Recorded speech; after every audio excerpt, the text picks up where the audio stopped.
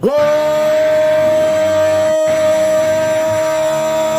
up, nerds and nerdettes and wee little nerdlings all? It's your buddy Big Johnny G for Two Gun Pixie presents Legendary Gaming. Shut up and sit down. Hi everyone, thank you very much for joining me. Your buddy Big Johnny G here for Two Gun Pixie, and this is Tabletop Takeout. It's not a full review show, just bullet points. That's why myself, my wife, my Two Gun Pixie partner Tom Vulo, or one of the many 20-sided warriors may have enjoyed the title once it's hitting the table. Now, this particular game is not part of my collection. Well, it is secondarily.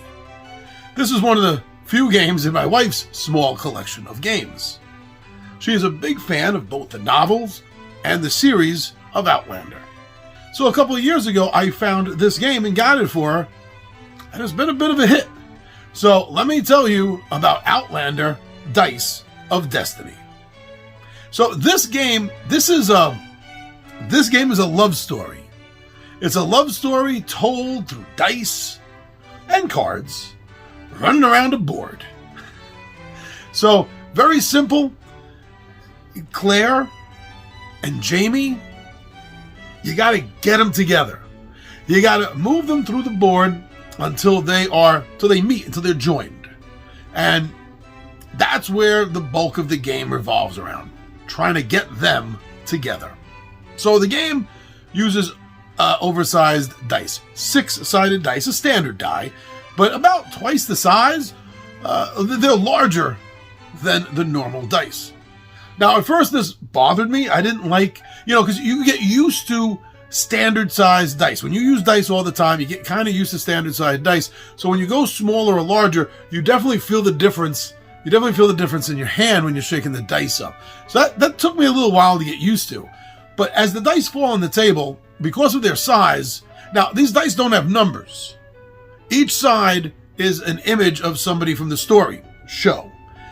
And because of the dice's size, oversized, it does make it easier to see who the image is when it rolls down across the table.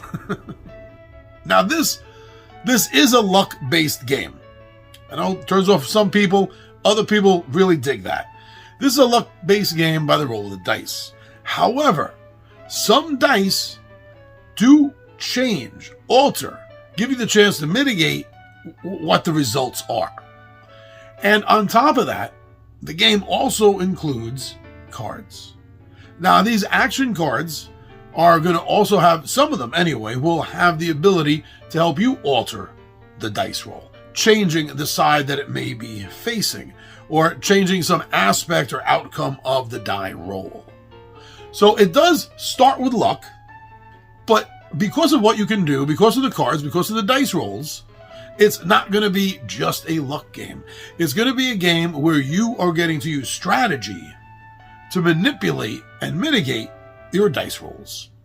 Now, the images on the dice, although a little small, no matter how big the dice are, and the cards, really help pull you into the game.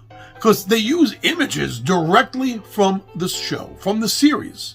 So, and even if I can't believe that there's an Outlander novel fan out there that doesn't watch the series or is at least familiar with the stills from the show.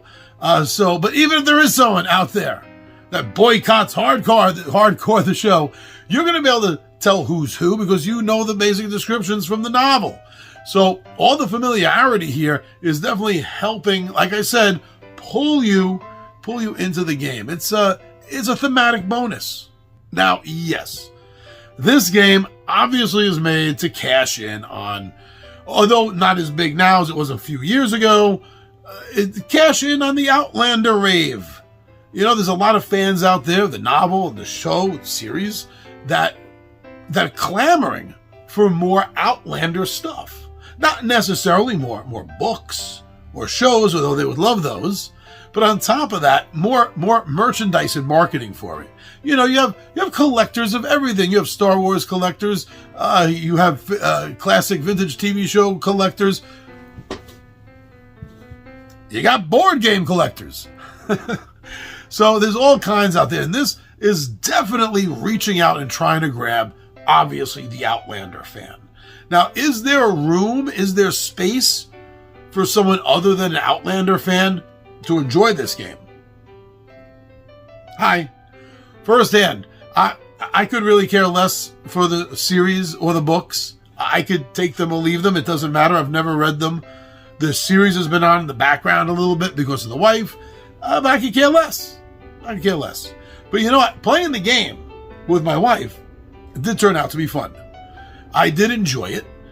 So therefore, there is something to pull a general gamer to the table for this. Though, whether it's going to be a general gamer's go-to, I doubt that. An Outlander fan's go-to? Most certainly.